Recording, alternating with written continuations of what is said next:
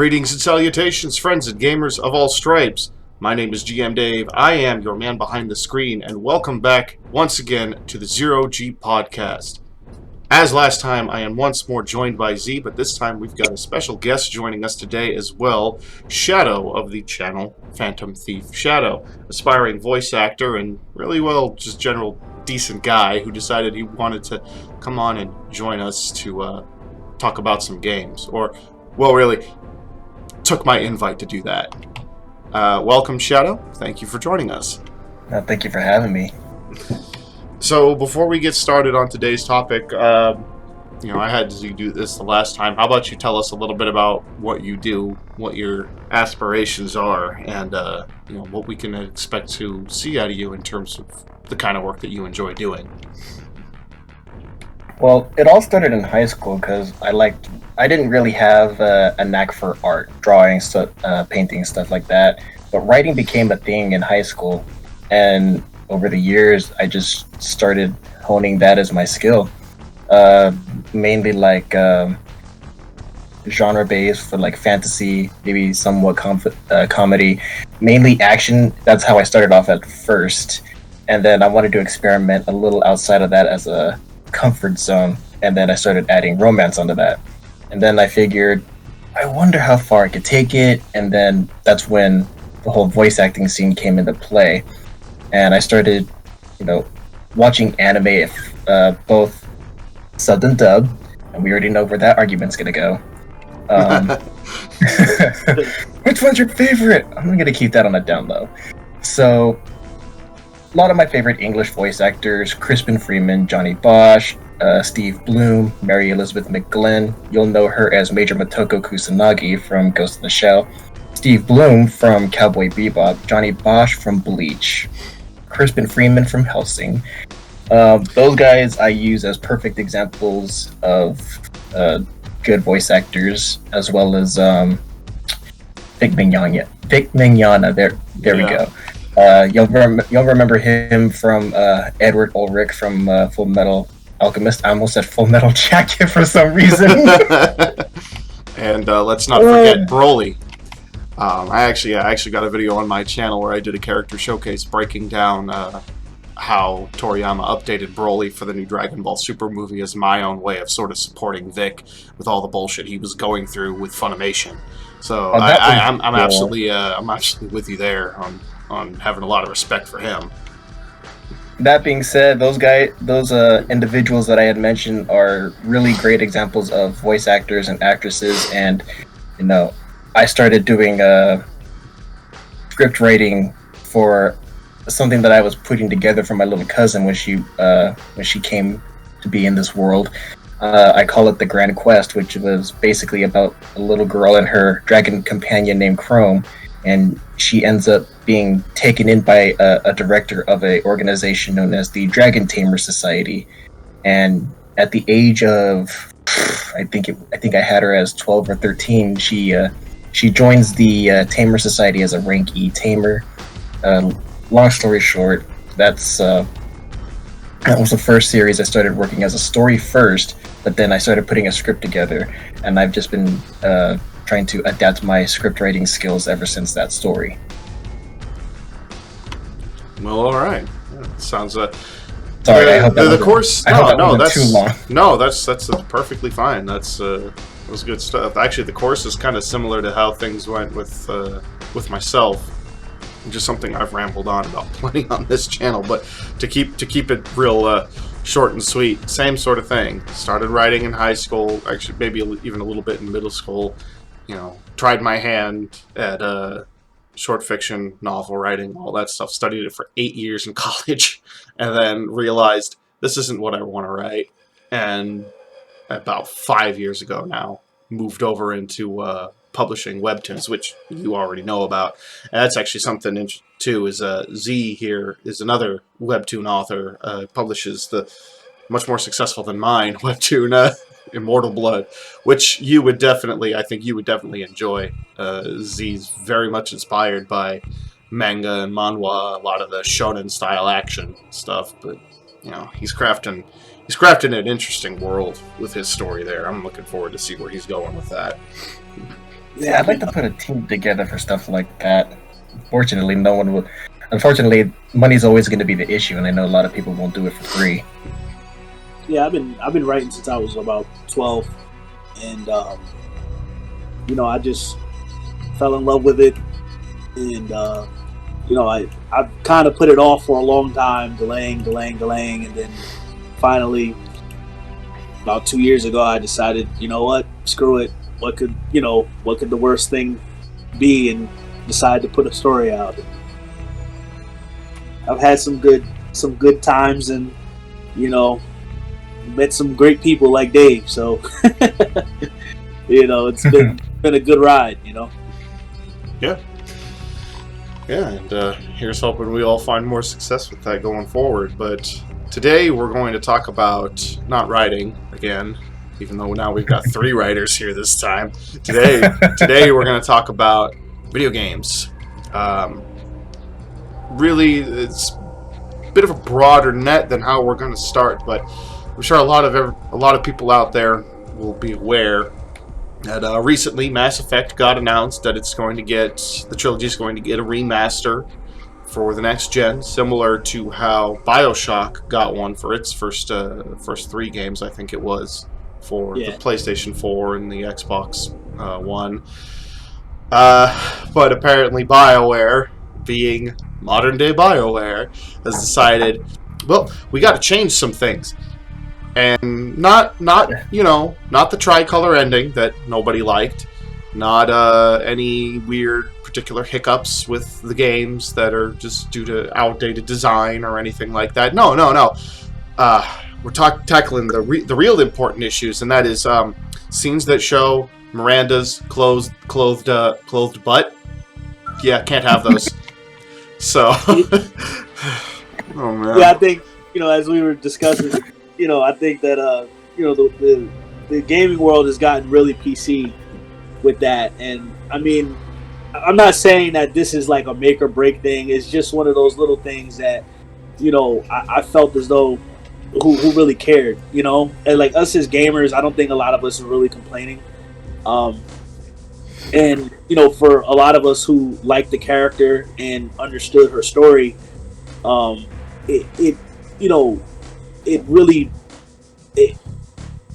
it showed a lot, about just who she was and what she kind of represented, as a bioengineered human being that was created by her father to be smarter, look better, and be better than everybody else. So it was kind of one of those things where it was just like, I don't know. I think you guys are, really getting a little too sensitive with what you're trying to show. But I'm very excited about, the possibility of playing this again on a remake. Definitely. I really love that series. I saw the graphics that they were doing, the comparison between the original and the new one, and I gotta say, it looks amazing. I'm not gonna lie. Yeah. The updated graphics are great. The updated graphics are great. I don't know if you guys watched the video about the new added gameplay that they're doing, because there are like certain things that you really couldn't do in the first Mass Effect that were really stupid, and like you couldn't use certain weapons or whatever in the first Mass Effect unless it was in your class. Yeah, your class. That was in the first one though, right? Yeah, that was in the first one, and then now they took that out, and they're only giving you like a penalty. Now you can use the weapons, but you have you can't use like certain moves or whatever with the weapons. But I mean, and then I think they changed like in the first, because I think the first game there was no ammo either. I think it was like, no, it was when your gun overheated. That's when it was like, okay, I gotta let my weapon cool down. They didn't add ammo until like the second game, which I found really weird, because if you're playing the DLC Citadel or the Citadel DLC in Mass Effect 3, you find the Avenger, which I believe that's the gun in number 1, the one that just overheats, it doesn't reload. Which I found very confusing, because it's like why couldn't you guys just keep this during the second after the first? Yeah, it's kind of weird. I mean, But I mean, for some reason, aesthetically, I did like the fact that they added the thermal clips as ammo rather than keeping it to where it, like, overheats. Um, I don't know about you guys, but I am a gun owner, so for some reason I just like. I am too. Yeah, I really like the aesthetics of having a thermal clip in the gun. I mean, it really that's what I'm looking for. It had me thrown into a confusion because if you listen carefully to the dialogue between Shepard and Liara when you're going it was one of the levels when you're going up against the Shadow Broker. Liara says something about hacking the terminal, and then Shepard's like, "Hey, remember that time when we were able to use Omnigel just to easily pick the lock?" And then Liara's like, "That made a lot of people angry," and I'm like, "Yeah, that was them kind of making fun of." Yeah, that sort of then it hit me. I'm like, that sort of topic could actually be used for the guns. It's like, remember when we used to have the Avengers? We didn't have to reload. We could just let our guns cool down. Like, holy shit.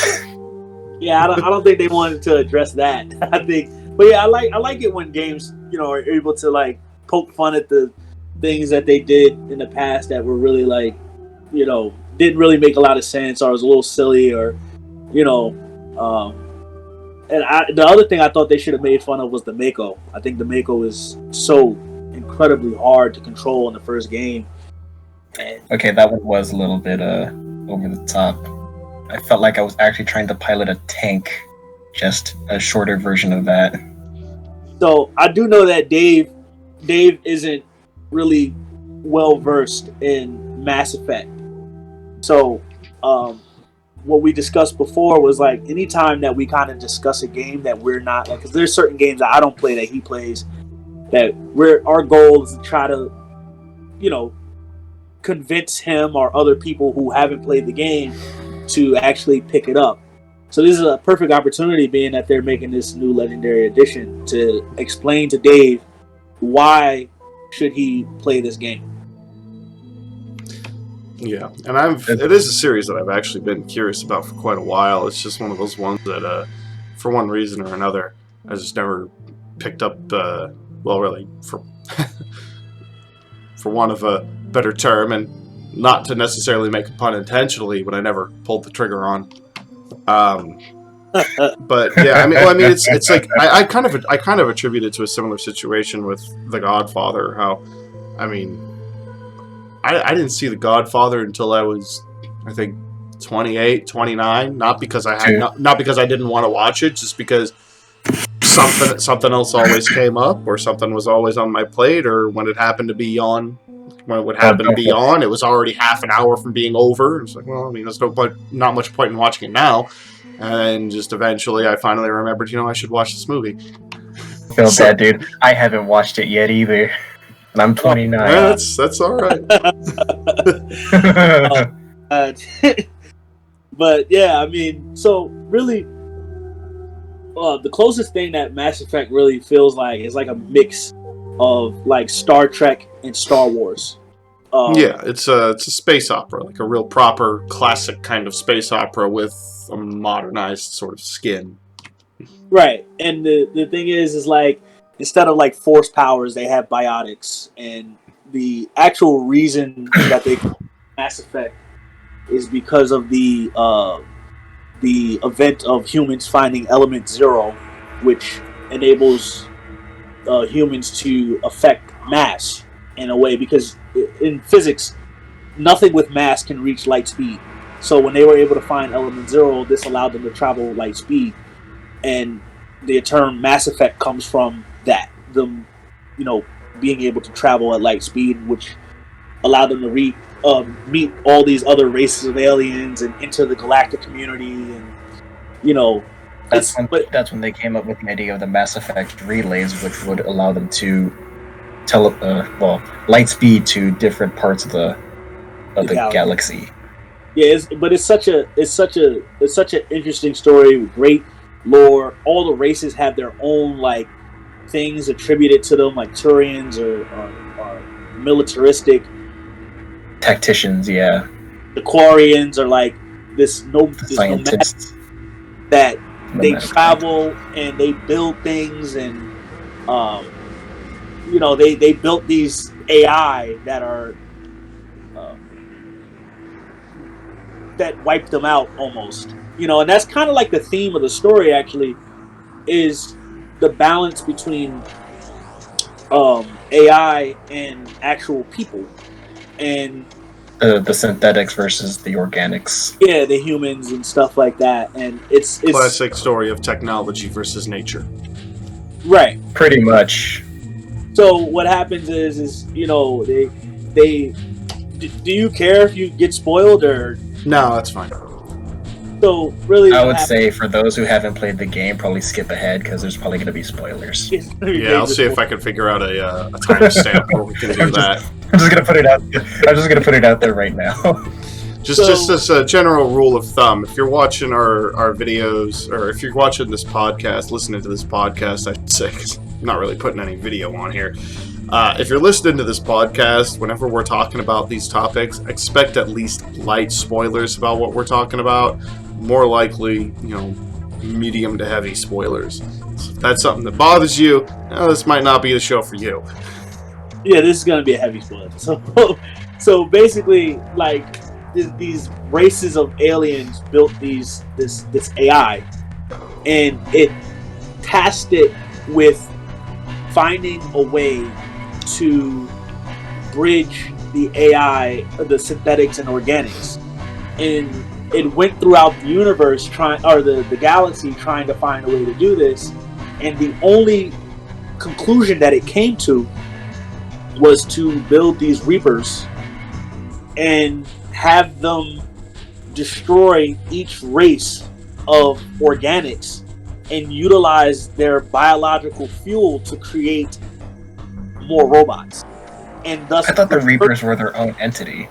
yeah, so it preserved them inside of these giant, almost indestructible robots, and then they would disappear for 100,000 years, wait for more life to become dominant in the galaxy, and then they would reappear and start the process of harvesting these organic races before they built a synthetic race of creatures that would wipe them out. So the Reapers saw themselves as saviors. Like, this is how we save you by, killing you all and putting you inside of a new Reaper, and then your culture and race and people will be preserved inside of a new Reaper. You had the humans as husks, and you had the Asari, which became the Banshees. And I don't remember some of the other ones. I don't remember all the other like sub Reaper creatures either. But yeah, it was such a it's a interesting type of like idea. I think that it's extremely flawed. That an AI came up with this as like the way to save organic species is everyone's gonna kill you all, just stuff you inside of these robots, and yeah, it's a pretty like base level idea of what constitutes life. The idea, well, the cells themselves, the individual cells are still living. Matter is still living. It can be used to reconstitute new life. Hence, it is still alive. Pretty sure that's not what your sentient creators meant, but all right. Yeah. I mean, technically, you're right. Each Reaper kind of became like a collective of, like, I guess, consciousness of whatever species that it was, and it just accepted this as, what it had to be, because the Reapers, they have this thing called indoctrination, where just being in proximity of a Reaper, you believe that they're right. Eventually you're going to believe that they're right just by being in its proximity. So like a brainwashing yeah, and that's how they were able to influence entire races of people to turn on them, to turn on the other races, just by being in its proximity and acting like it was dormant. this giant, because people, when they first encountered the Reapers, they just thought they were like just giant ships that had these powerful weapons on them, and not knowing that slowly over time, I think one of the races were the Batarians. I think in Mass Effect 3, you barely see any Batarians because they collected this Reaper, didn't tell any of the other races because they thought it was dormant, and they were trying to build these weapons to gain an advantage over the other races. But slowly over time, the entire planet became indoctrinated. So only the Batarians that were like off-world were the ones that left, and the Reapers were able to take over that planet like it was nothing. So it's a really interesting idea. It's a really interesting concept. It reminds me of like the Borg in Star Trek. Yeah, it's very much Borg. I can definitely see the parallels or the lines that draw back over to the way the Borg work, except with a little bit less of less of the singular collective idea, since each individual Reaper is sort of its own. From what I'm gathering, each individual Reaper is kind of its own unique entity. Right, it's its own collective, yeah. So, and they all have their own personalities, their own names, their own, whatever. But like I said, it kind of it's like, as I said, it's a mix between Star Wars and Star Trek, and it kind of became its own thing. I mean, if you ask me, it's gaming's version of Star Wars. I'm a huge Star Wars fan, and when I played this, it instantly connected with me. Yeah, I can definitely see why. I can certainly, anytime I talk with somebody who's been involved with this series, who's really enjoyed it, I can definitely see the appeal to it. I think, I don't even really remember. I think at the time when I first heard about the series, when it first came out, if my memory serves me correctly, at least for a while, wasn't the original one an Xbox exclusive, at least for a while? Yeah, it was. Yeah, which would exactly explain, that would exactly explain why I never got it. Never owned an Xbox. I've always had the PlayStation. Yeah, it was an Xbox. Yeah, I never had an Xbox either. It was an Xbox exclusive. I never had an Xbox either. So what got me into the game is I have an older sister, and she was up and we were talking, and she was like, "Oh, you should play Mass Effect trilogy," because by the time I got into it, the trilogy had already came out, and because it used to be an Xbox exclusive, there's like a couple things, like there was like a DLC that couldn't be added into the new version. I think it was either because it was supposed to, I think the source file got like corrupted or something. So that actually won't even be in the Legendary Edition either, because one of the DLCs from the original game got like corrupted. Like I think the source file for it got corrupted, and then so she's the one that got me into it with the trilogy, and like I said, that was just something that I instantly gravitated to because I loved that the series, and obviously I don't know, I'm pretty sure you've heard about the catastrophe that was Andromeda. Yeah. Oh, I'd seen a lot of people covering that when that came out. Those bugs! Those bugs were funny to watch. I haven't played it yet, so I can't really give an opinion about that one. I mean, listen, if you ask me, I think it messed up on so many levels. The gameplay was good though. Like the new things that they added to like the combat for the game was good, but everything else was just done so poorly. And I mean, the way it started was good, but then once you got into it, and one of the major problems to me was in Mass Effect, there's like 13 or 16 races. I forget the exact number, but you encounter all these different species of aliens, and they all have their own thing about them. And then in Andromeda, there's really only like two new races that you run into, and there's really only one. When you find out later that this other race of aliens are just kind of like this parasite type of thing, and they don't really procreate. They it's kind of weird. It's like a weird new version of Reapers. Like, they don't really procreate. They just make new of themselves by infecting other races, and it's weird.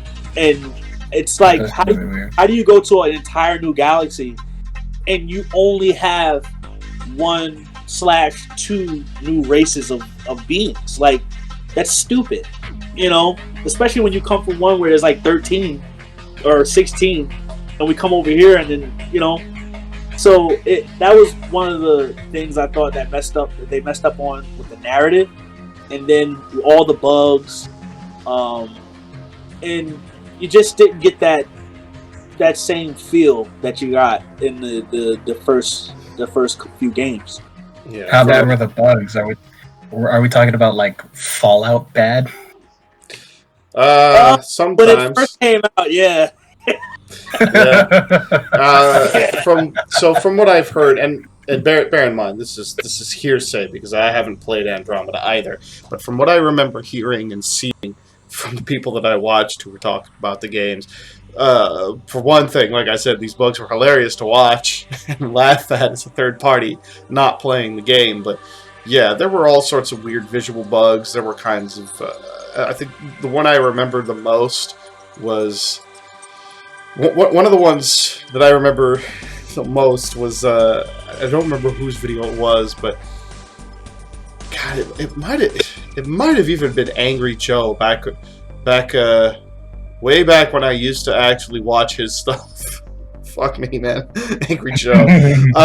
It might have been him, like, just laughing his ass off. He was playing the female character, and at some point she got stuck in a permanent, like, seated position and would be running around as if she was seated, her forelegs scrambling to, like, skitter her across the floor like a bug, but everything else is just in perfect, like, seated position, as if you were in a chair, you were supposed to get up and stand up, but the character didn't stand up except for the lower legs. So that's funny. Yeah.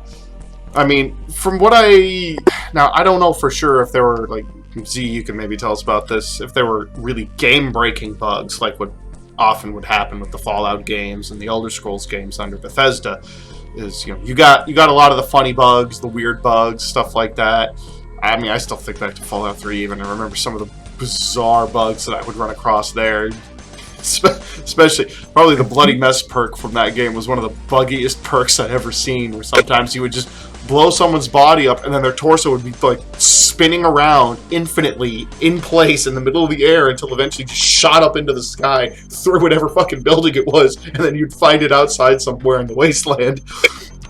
But I think the funniest bug that I encountered in my playthrough of Fallout 3 was, I don't remember what location it was exactly. The only thing I can tell you that it was like an underground metro rail.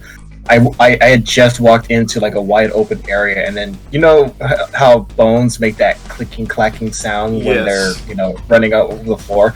Well, I heard that, but I didn't know where it was coming from, and then all of a sudden that. I just see it like coming around the corner through the doorway past me, and then it just kept on going, and it just kept on going back and forth. I'm like, okay, I'm just gonna ignore that. Just like a skull rolling back and forth infinitely. No, it was the whole skeleton just like glitching out all over the place, but like it was like moving back and forth. And I'm like, okay, that's not entirely weird. That's I think one of the most bizarrest ones that I encountered was in 76. No, it was either 76 or 4. I was heading to a location, and all of a sudden I see cars falling from the sky. I'm like, what the hell is going on? Yeah. I refuse to talk bad about Fallout 3. That's a great game. But yeah, it is.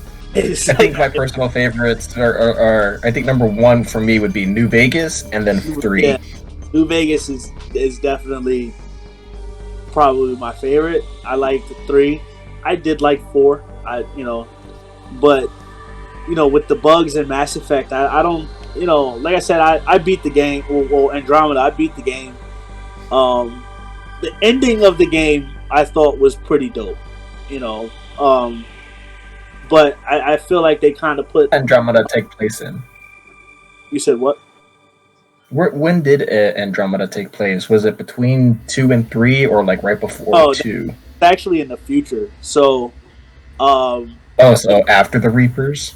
Yeah, it's like 500 or 600 years after, because they originally they sent these people off to Andromeda in between 2 and 3 as like a way to avoid the Reapers, like because people really didn't know about the Reapers. So what the government did was like, hey, we're gonna go off and explore into this new galaxy. Who wants to go?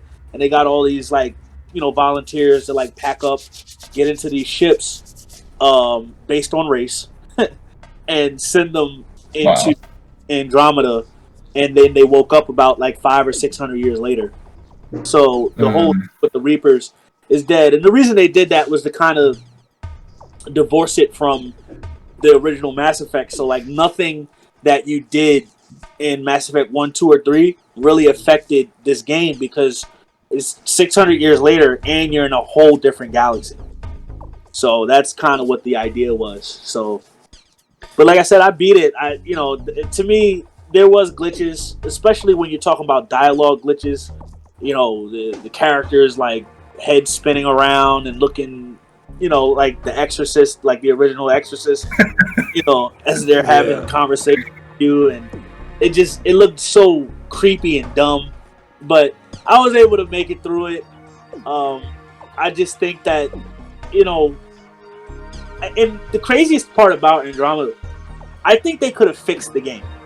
I think if they really buckled down and put out some great DLC and fixed it, because the slap in the face to me was they don't really want to continue the story of Andromeda, but they left you with all these questions, all these open-ended things that clearly told you they want to create another game.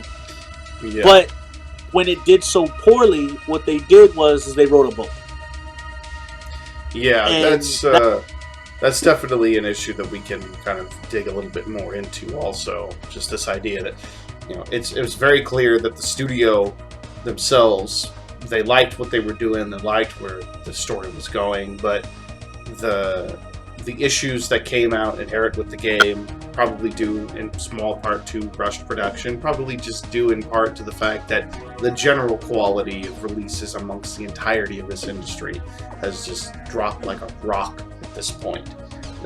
You're more often going to find games that need day one patches than you are games that won't nowadays, which is it's a shitty thing to think, but it's sadly the way of it. But the financial failing of the game, the ultimate, basically ultimate fact that the game did not do as successfully as they were hoping, due in no small part to the bugs and other issues that people took with it. It kind of killed it, left it dead in the water fairly quickly, which is not an uncommon fate these days. Yeah, I just think I really just think that there's something extremely wrong with that culture where they're rushing games. That what you just said was actually one of the major issues I know that BioWare was going through for that game, where they really rushed it out. I think they were planning on taking another 18 months to put that game together, and they kind of just rushed it to and there's no need to rush that type of game. And it really left a lot of things lacking. You really wanted more out of this game, and not just with the gameplay issues, the story itself. It made you wanting more out of the game itself. But then, like I said, that them writing, I really hope that no other game studio does that, where they. Well, if you want to be technical about that, look at Cyberpunk, the game that just came out this year. Honestly, I would not have put it past the gaming company if they actually said, "Hey, we're gonna take some time to recalibrate everything for this game just to make sure that it's running okay." But the minute I started hearing fans were getting upset, I'm like, first of all, are they really fans? Or are they just a bunch of people complaining on the internet demanding that this game be rushed? I mean, the thing is, I have a friend, and he owes me for the rest of his life. Because he convinced me to buy No Man's Sky when that game first came out. And I told him, because I bought it, you now owe me for the rest of your life. Like, you know, we game together, and I told him, listen, any game that I tell you you have to get so we can play it, you have to play this game. Because you have to go get it. Because No Man's Sky was the most horrible game I've ever bought when it came out versus what they told us it was going to be. That bad, huh? You guys never played it? Well, you never heard of it? I never played it, but I've heard of it, and I've seen it available on the PSN. I just never really thought of getting it. Yeah, so I didn't get it, but I absolutely did hear about everything that went on with it. Basically, and it was actually, No Man's Sky was a good one to bring up, because that is a case in many ways very similar to Cyberpunk, where as the scope got bigger, as more money rolled in, the scope got bigger. As the scope got bigger, more resources got allocated, and then more money rolled in, and then the scope got bigger, more resources were allocated, more money rolled in, the scope got bigger, and then the scope kept growing, and there weren't enough resources. That's a big reason why Cyberpunk ended up in the situation that it is. I don't know if you guys remember when that original video, the original teaser for Cyberpunk came out. That was back in, I believe, 2012. All the way back then, 9 years ago now, is when that first teaser for Cyberpunk came out. And that teaser was very reminiscent of the tabletop game and its style. Now, visually, the Cyberpunk game we have is very reminiscent of its style. But the way the game functions and a lot of the stuff that was promised in it didn't make it. Partly because, with how much the scope of this game ballooned, how crazy, like all this stuff that basically CDPR wanted to put into it, they took on far more than they could handle. Even after The Witcher 3, even after they blew up to the point of like, we can consider ourselves, if not AAA, at least a AA studio, and this was Cyberpunk. This is a hell of a disaster on their lap, and it also brings up an interesting conundrum, because we often hear it said, oh well, if this game just had a little bit more time, it would have been perfect. Well, Cyberpunk 2077 had 8 years, and this is the state it came out in. So. And even then, there were still some bugs and glitches. More than some. What you were talking about with either Fallout 4 or I would guess more likely probably 76. That does sound like the kind of thing I've heard about happening in 76, with cars just magically raining from the sky. Oh yeah, I've seen those bugs in people's playthroughs of Cyberpunk. I have seen buildings just blink out of existence and things fall through the world. I've seen people just start walking vertically up into the sky and then up along the sides of buildings, like all kinds of crazy bugs, just because, you'd be forgiven for looking at that and thinking, did Bethesda make this? Speaking of bugs, and I know it's straying off topic, but did you guys ever hear about the Slenderman bug in Fallout 76? No, I haven't. I got hit with it bad, dudes. So they called this the Slender Bug because when you go into power armor, your character's body stretches out to match the power armor. Oh my God. So you're bare naked, only in your underwear, depending on which gendered character you're playing as, whether it's female or male. If you're female, you're in the bra and your underwear. If you're male, you're just in your boxers. And you're just standing there naked and like almost a T-pose figure, and you look like this huge monstrosity. Like, holy shit, what are you? Yeah, That was the Slenderman. That was the Slenderman bug that was the name everyone was giving it when 76 first came out. I was like, there were. I didn't know what was going on at first because I couldn't equip any weapons. I was like, okay, why can't I pick up any weapons? And then one of my buddies was like, dude, what the hell happened to you? I'm like, what? What are you talking about? Go to your third person view. And then I saw it. I'm like, what the hell happened to me? You got put on the rack. You took a few turns on the medieval rack. No, but I mean, I've seen similar bugs with Cyberpunk as well, and I know we're continuing on the tangent, but we'll just say at this point is we're crossing away from the Mass Effect half of it to the industry discussion side. All right, let's jump back. And yeah, I've seen similar bugs in Cyberpunk with people getting into vehicles, and then all of a sudden the character either like it's almost funnier when it happens on a motorcycle because they'll stand up on the handlebars either just like in a standard neutral position or in a T-pose, and then if they hit something they of course go flying. But I've also seen some people would T-pose through the roof of the car they were driving, and if they hit stuff, catapult out of it as if they were riding on a motorcycle.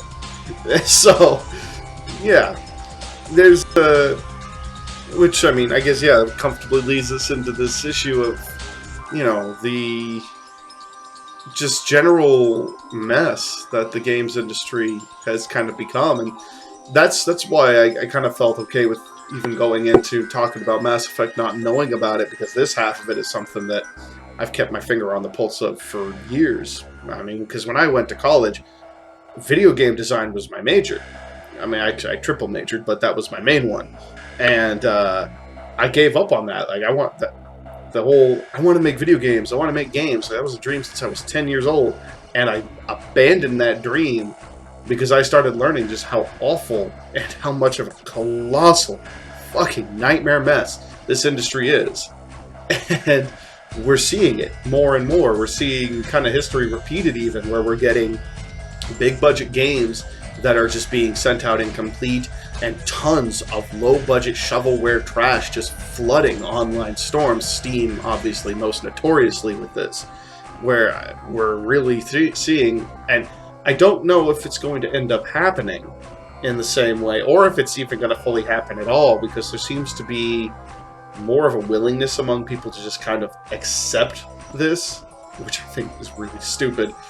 But there are a lot of parallels to the video game crash of the 80s, when Atari was the big dog, and all of a sudden, well, Atari just started getting heaps upon heaps of shovelware just piled onto it, to the point that, you know, the whole industry for a few years just collapsed on itself.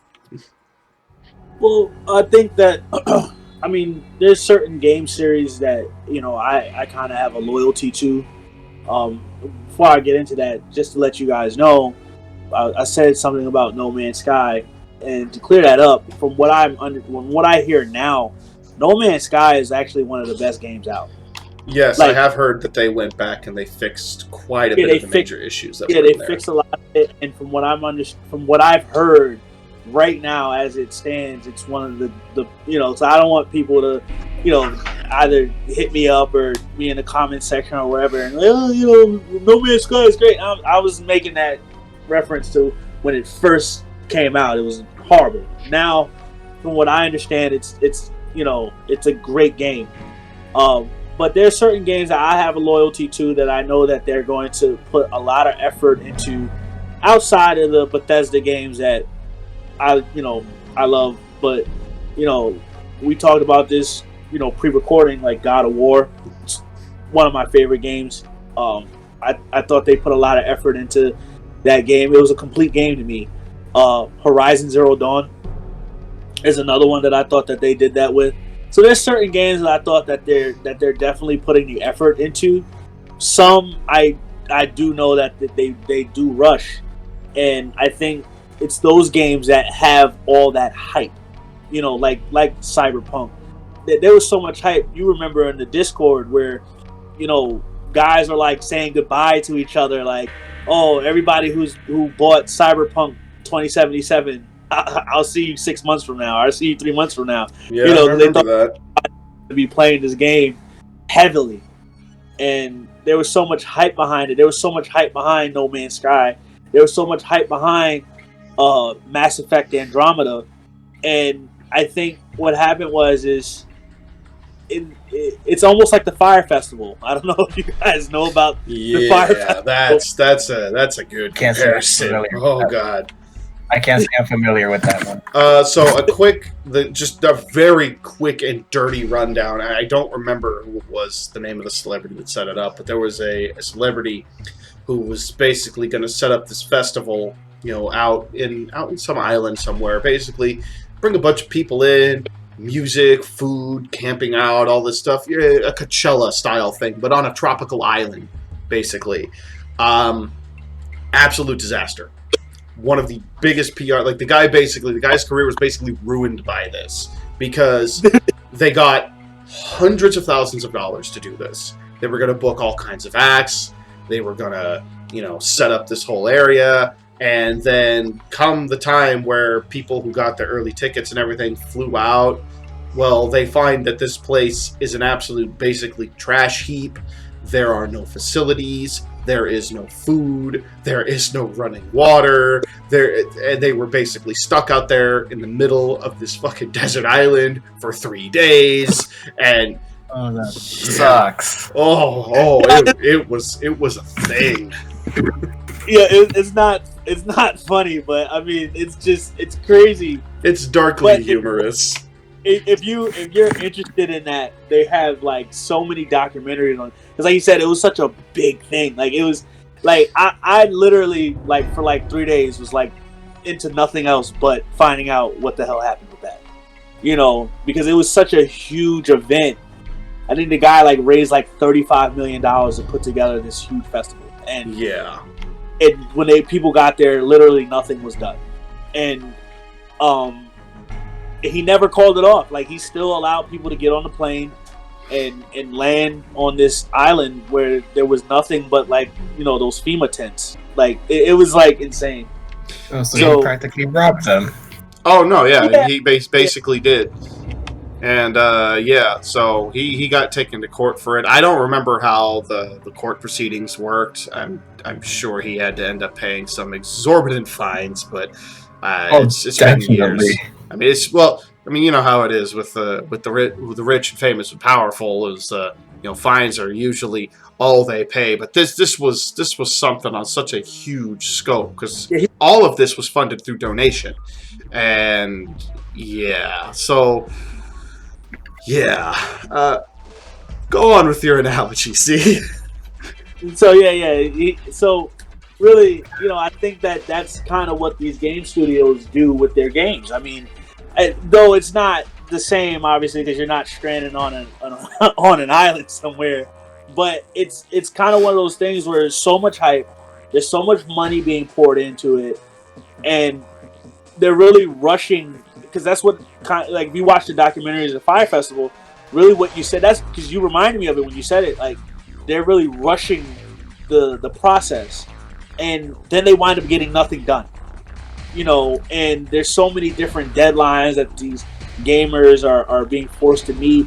And there was another game studio that I loved their games, which was Telltale Games, and damn. Yeah, they suffered from that as well. These impossible deadlines, harsh working conditions, and as I said, I see why you say you didn't go into that world or that field of work, because it's really hard for these gamers or these people who create these games to put together these games when they have good ideas on their hands, but they're not really given the time and facilities to get it done. And eventually there has to be a change. There has to be a change. I mean, the amount of money that they lost on Cyberpunk 2077, I mean, all that money that they could have made would have been for like pre-orders and then the day of in-store purchasing. But considering how rushed the game was, people started canceling their pre-orders or I think I think PlayStation was giving people refunds. For So Yeah, they were. the situation. Yeah, they were, but that was for people who like.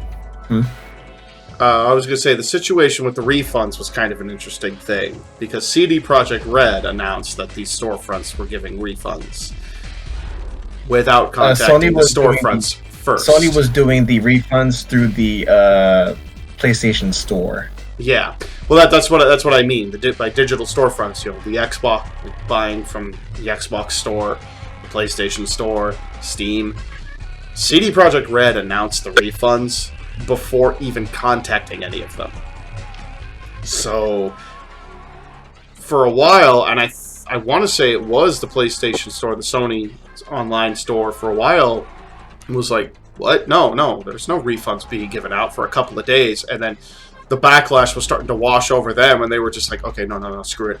We'll go ahead, we'll give the refunds, and then we'll just take up our issue with CD Projekt Red for forcing our foot into our mouth. But yeah, that was a whole other side of the disaster. But it just shows how multifaceted this issue is. The games industry is such a colossal mess right now. And one of the things you mentioned, even actually now I can't remember if we mentioned it on the recording here, but you were talking, Z, about how there's a lot of that PC culture coming into video games, especially, and it's not just coming in. It's been here. It's been here for years. The prime example of this is, I believe it was 2 years ago, Sony decided to move their quality control office out of Japan. Yeah, and then put it in California. Yes, into LA. I don't remember. Yeah. I don't remember what area of LA, but yeah, it's like, so now you've got Probably some Silicon Valley looking area. Exactly, and definitely in terms of attitude, it's very much that, because that's why you'll see, like, you mentioned, Shadow, how we have, or you mentioned before we came on, how one of the issues that is going on with Mass Effect, the Mass Effect Legendary trilogy release, is, the whole thing about Miranda's butt. Oh, we can't show this. Not fixing the botched ending, not fixing other major issues, major and minor gameplay issues with the game. No, we got to focus on completely changing how we're portraying this character who was very deliberately portrayed in this way, so that, because it was necessary from what I've always understood from everyone who's told me about her and from what I've read about her. Yeah, it was necessary for the way that her character evolves throughout the course of the story. Well, we can't show this anymore. Can't show their booties. But at the same time, that's bad. I'm just like, well, first of all, if that's the only part you're focusing on a character that's fictional, and like there's a lot of people saying like, oh, women don't look like that. I'm sorry, but if you're gonna say that, you should probably go outside a little bit more. Mm-hmm. No, the idea was that she's genetically engineered. Like it. When you first meet her, she's like this hardcore, she's tough. She's, a dope character. And she's badass. She's badass. And yeah, she's incredibly badass. And when you first, meet her, she's careful, gentlemen. You're going to debunk the myth that men don't like to play female characters here. Fuck it. I played the MMO Elsword. I have like maybe 3 female characters. What now? Horizon Zero Dawn is one of my you can't play as a male in that game. Like it's one of my favorite games. It's a great game. But she's such a badass. And when you first meet her, she's so tough. She's hard on Shepard, and the idea is she secretly has these things about her that she's self-conscious about. Well, in her defense, given the fact that she just met Shepard, she's mainly business first, and anything else is dead last. But depending on how you play Shepard's story, let's say if you decide to romance her, then yeah, she is business first. But when the two of them are alone, then the gloves are coming off.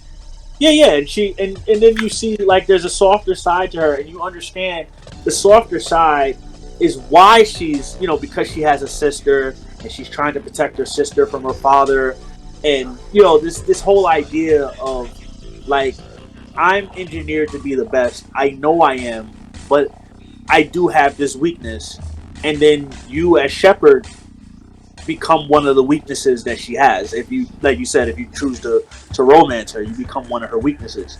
So it's one of those things where it's I wouldn't say necessarily being her weakness. I would say you're kind of a little bit of both her weakness and her strength. There are some things about you that, if push comes to shove, that she might use it. That might be a little bit of a fault, but depending on how Shepard is, that it could be played to her strength as well. What I meant was, like, in the third game where she meets up with you, even though she knows that it's dangerous for her to meet up with you, that's kind of like one of those things that previously, when you first meet her, you wouldn't think that she would do something like that. She wouldn't put herself at risk to meet anyone. Like, yeah. So that's what I meant in terms of like a weakness. It's not like a physical weakness. It's just one of those things where she'd risk to see him. She wouldn't risk that for anyone else outside of her sister. It's her sister and you, if you chose the romance path. True. But the thing is that when they say women don't look like that, like you said, there are women that look like that, but at the same time, she's genetically engineered to look better than other. And women. I know someone will probably get on our cases about that and probably have that bitch argument, like, oh, so she's supposed to have a genetically adapted ass. I'm like, hello, have you not met Kim Kardashian? Yeah. Listen, I mean, I don't know. I don't want to get off topic, but I mean, designer babies is one of those things that is like legitimately being talked about right now. Yeah, it has been for a few years at this point. Yeah, that's not so far fetched. And when they're portraying things in these games like that, it's because there's some realism to it.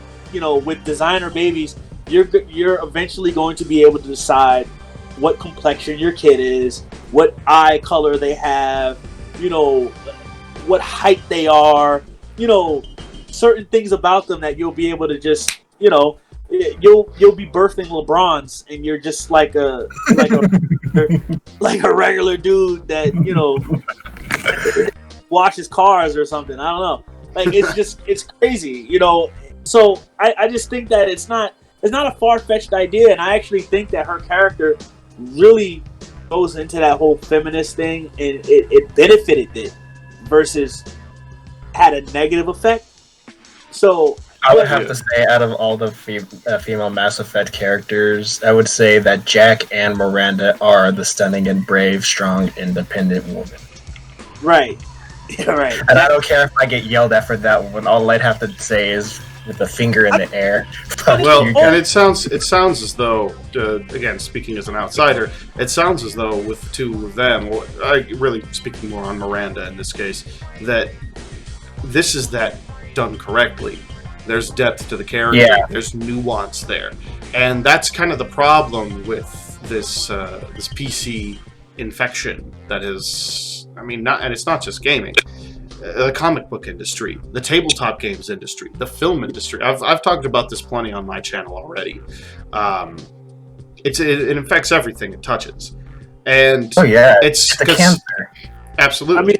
The entire thing of it is like the people behind this. They don't care if they are contradicting what they themselves espouse, and you could see the contradiction in the industry. You can see it in the games industry firsthand with, as we were talking about before this, how in the case of Mass Effect, showing these shots where you do have like, even if it's not the focal point of the shot, these moments where you see Miranda's ass or you see like the curvature of her body in the shot.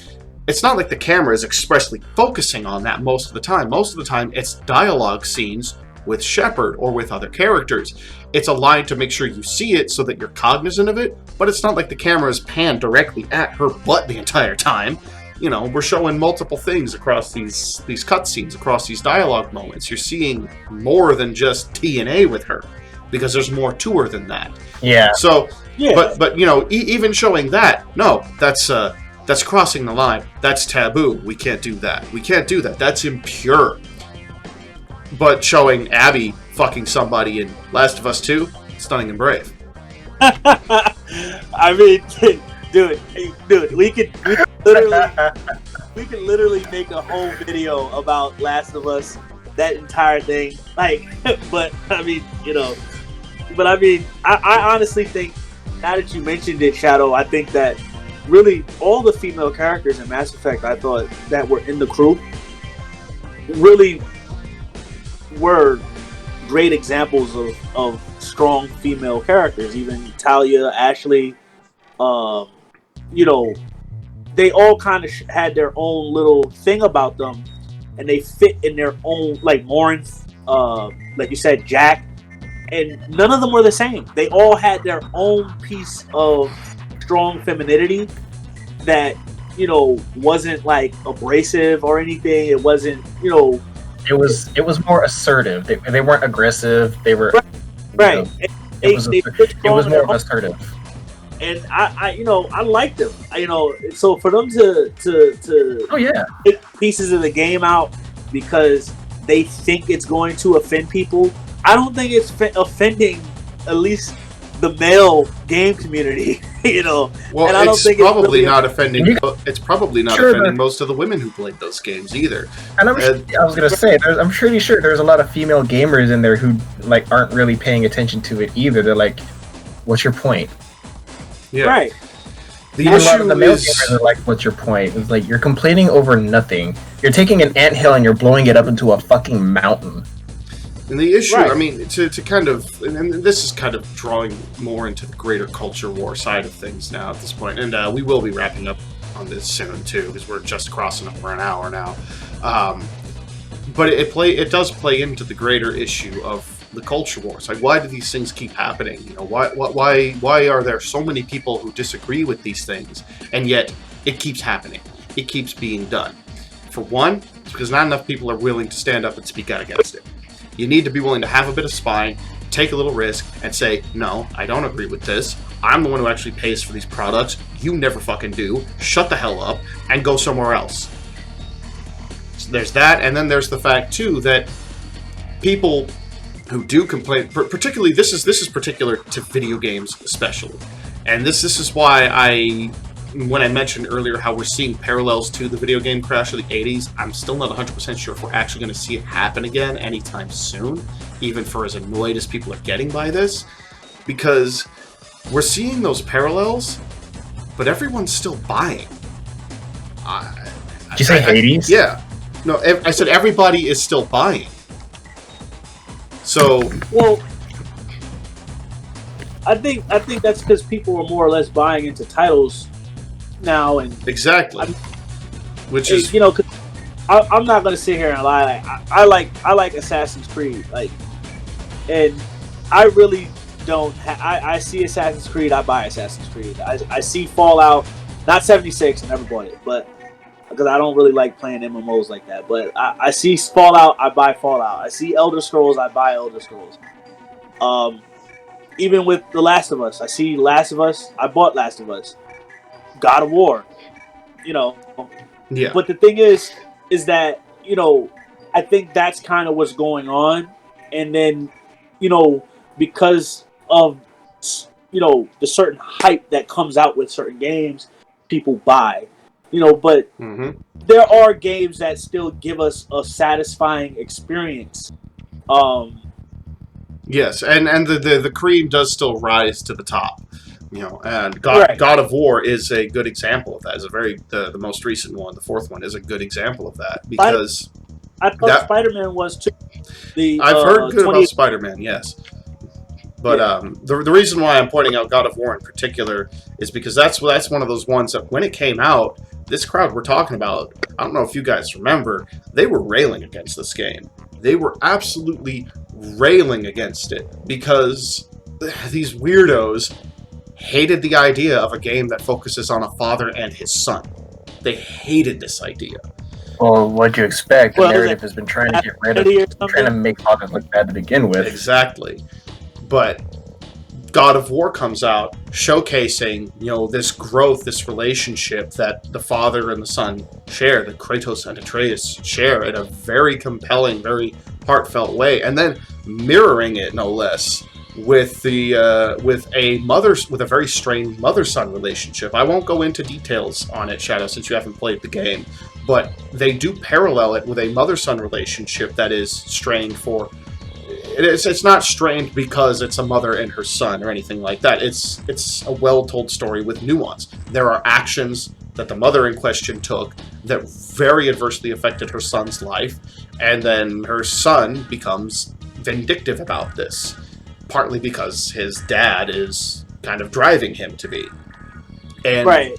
So you get a nice parallel story to go alongside the main focus of Kratos and Atreus that showcases sort of both sides of the parent-child relationship. When you have a relationship that is strained and doesn't work well, and through work and understanding, Kratos and Atreus become much closer, and they do develop a proper father-son bond that they do not have at all at the start.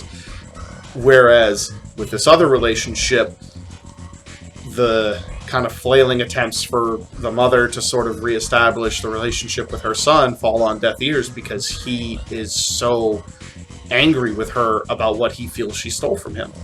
And yeah, so it's one of those things that shows that in such a real and positive light, and then on top of it is couched in a very well-made semi-open world game that, yeah, it's sort of blew out of the water a lot of things that this crowd likes to talk about. This game stands as a testament to all the things that they think are bad and was crazy successful. They don't like that. Yeah, nah. It's very ironic how they hate successful games, yet they'll celebrate games that fail. Yeah. Well, and there's also the whole other angle we could talk about how they'll go on about how, I would totally buy this game if they did this. They should put this in. I would totally put my money to that, and they never do. At that point, I'm just like, if that's how you really feel, then why don't you make the game? Yeah, I mean, because they don't have the skill. The funny thing is that that's actually an interesting analysis of the God of War game. What you said there, man behind the screen, because it's really, that's actually a really good analogy there. With the parallels between the father and son and the mother and son, and they both love their sons in such a way that they think that they're doing what's best for them, and it just, one worked out and the other one didn't. Yeah. And so that's actually a really good analogy there. I never really even thought about it like that because I was just so enamored with the game itself. But that's one game that I felt like it, like you said, it did go against a lot of what the PC culture would think it, but God of War always has. When you think about it's at the beginning, it's, to Kratos literally having sex with girls in a bed, and he's like the peak of like. I've played all. I think actually, yeah, I've played all the God of War games at this point. I believe, if my memory serves correctly, there have only been 2 that did not have a sex minigame in it, and that was the most recent one, which was good because it would not have fit at all in that game. And No. I want to say not Chains of Olympus, because that was the prequel one they did for the PSP for the original game. Ascension. I don't think there was one in God of War Ascension, but I could be. I don't remember a whole lot about that game, but the first, second, and third one all had them. Shadow, you already know because I told you. God of War 3, you get the bone Aphrodite even. It is what, oh my god, it is seriously one of the funniest and cringiest moments in the game, because usually it's like, you know, in the first God of War, you do it. It's on a bed, like on this bed on a ship. You know, there's these two chicks there, and you press circle, and he climbs into bed with them, and the camera pans away, and you kind of like see the shadow of the bed rocking along the wall. And the second one, it's in a bathhouse in the city of Rhodes, and it cuts up to this statue of a pissing cherub, and like the little stream will wiggle around in different ways as you do it until it sprays out in a big ol' spray when you finish. The third one was the cringiest of all because it's two of Aphrodite's handmaidens, who she's just totally macking with beforehand. They're all getting it on, but she hasn't had any man. She hasn't had a man for a while because the world's been going to shit. And so when Kratos walks in, she's like, "Oh, finally, I get some D. Get the fuck out of here, bitches!" And the bitches go away, and they're kind of watching in the corner and making stupid comments like I swear to God, this actually happens. Sometimes one of them will actually say, "This is definitely for mature audiences only." Are you fucking kidding me? Like, it was so fucking stupid.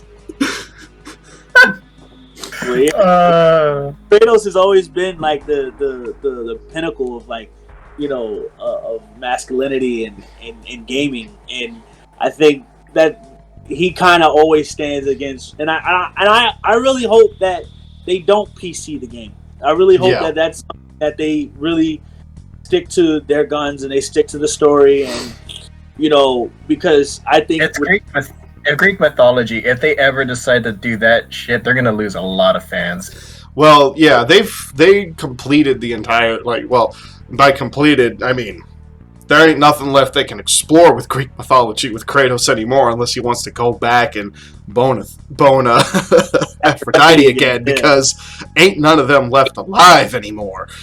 after the course of the three, you know, main title games, and then I think it was 3 secondary games that went along with it, basically interim stories. If I remember correctly, I believe the timeline goes God of War Chains of Olympus, God of War 1, God of War Ascension, God of War 2, Ghost of Sparta, and then God of War 3, which is the chronological order of all the games, although they were released completely out of order from each other. The non-numbered ones, you don't need to get the full story, but it's one of those things where when you just play them game by game, divorced years apart, there's a lot of greater nuance to his story that you don't get, that's kind of hidden behind the, you know, slicing down masses of centaurs and zombies and satyrs and ripping the heads off of Medusas and all the ultra-violence. But Kratos is very much, in a lot of ways, like Z says, he represents a pinnacle of masculinity, but he's also a very tragic pinnacle of masculinity because he's a man who has lost everything and allowed himself to give in to just this endless thirst for vengeance. And that's, in that context, even the most recent God of War game works all the better with the story, because that's the first time in this series, outside of, I think, God of War Ascension, where he's trying to get back his memories of what happened.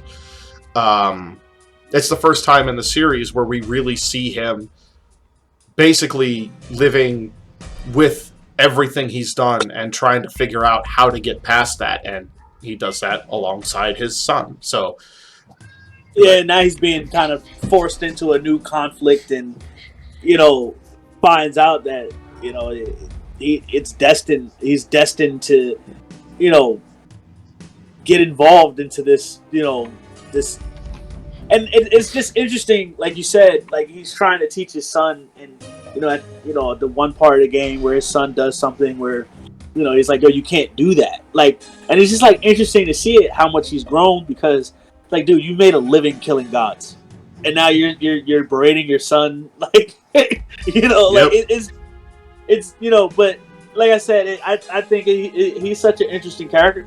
He's one I really hope that they keep him that way.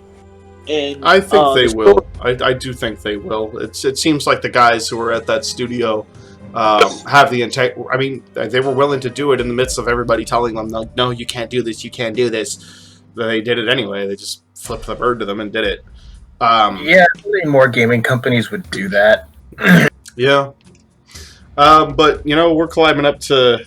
We just passed an hour and 15 minutes. I probably should wrap it up now. This was supposed to be mostly a talk about Mass Effect and the happenings in the game industry, and here we are now. We've talked Fallout, we've talked Cyberpunk, we've talked God of War. So it was a little bit more meandering than expected, but I think the general idea seems like kind of like the general idea of bad habits in the game industry, and the preservation of really the preservation kind of character portrayal seems like it was what this sort of ended up being more about. So maybe we'll take that angle when I make the title for it.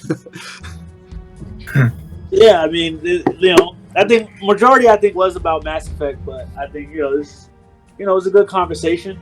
And I think we did cover a lot of the bases of. Yeah. So basically, to wrap up, Dave, I think sometime over the next year or so, when the Legendary Edition comes out, I think you should at least buy it, let it sit on your whatever place you place your games at the top, and so the more you look at it, the more you're like, what, let me give this a try. Unfortunately, you won't get a look at Miranda's butt, but well, that's what Rule 34 is for. I mean, listen, you'll get a good look during the gameplay. You just won't have like the shots during the personal quest that she takes you on. Wants to put a sensor bar over it during the gameplay. Yeah. I mean, but it's such a great game with a lot of great lore. They did come out with a movie. They did come out with a lot of comics for the series. It has such a great story. It's Cerberus, which is like, like I said, it's such a great thing. I think you should definitely get into it. And anybody who's listening, if they've never played Mass Effect, I think it's one of the top 10 game series of all time. They should definitely be on your playlist of games that you have to play before you die. That's one of the games that you have to play before you die. Well, all right. Shadow, anything else you want to add before we head out of here?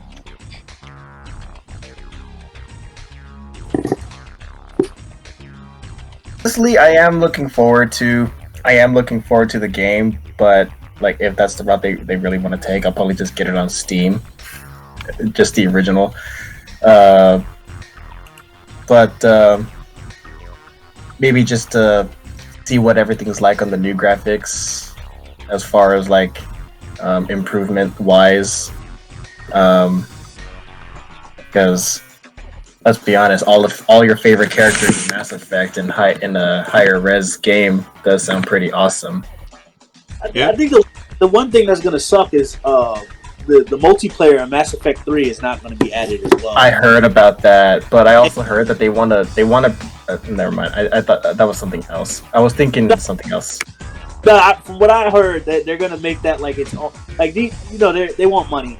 So from what I heard, they're gonna make that like its own game or add-on or whatever. Because that wouldn't surprise me. Multiplayer for Mass Effect 3 is still played today. I have my from the original. 3. I could pop it in right now and hop on, and there's still people who are playing it right now. That's how good the multiplayer 3 was. Well, to be in its defense, the multiplayer actually did play a role for like your score in the storyline, which I found very confusing. I mean, I understand why they went with that and why they added it. So I don't know why they would want to take it out, though. Yeah, I mean, I think it's a money grab. I think they're gonna make it like its own little add-on or own little game because it was cool. I like playing it. Yeah, it allowed you to play. That also leaves the question, like, how are they going to implement the overall score on which ending you get as far as combat readiness? Yeah, well, I mean, if that determines part of the ending and they're leaving it out, then that just brings us right back around to this idea of, seems like you guys might be focusing on fixing the wrong things that aren't necessarily broken. Yeah, we're about to pass an hour. We're about to pass an hour and 20 minutes, so we're gonna go ahead. We'll call it off here. Shadow, this was great having you here, man. You've been a fantastic guest for this, and anytime you'd like to come back, if you're interested in doing this again, just let us know. We'd love to have you again. Oh hell yeah, I'll do it again. All right. So yeah, well, friends and gamers of all stripes, once again, my name is GM Dave. I'm joined by Creator Z, the author of Immortal Blood, and Shadow, the host of the Phantom Thief Shadow YouTube channel, who will at some point be making a separate channel specific for his voice acting stuff. But in the meantime, you can find both of their works linked in the description down below, as well as my own, and I will be putting and I will actually remember to do this time, I will put a pinned comment on YouTube with links to their channels and their social media presences as well. For now, though, friends and gamers of all stripes, thank you for joining us for the second episode of the Zero G podcast. Have a good one.